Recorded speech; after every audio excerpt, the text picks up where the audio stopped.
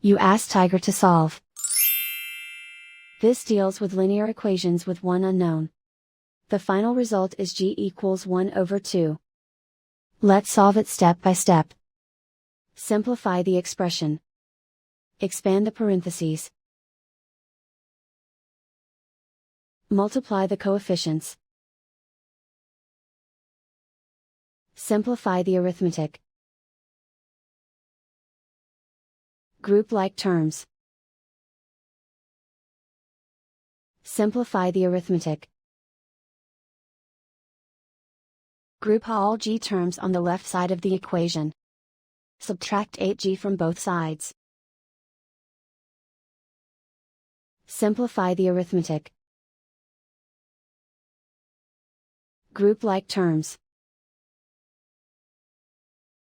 Simplify the arithmetic. Isolate the g.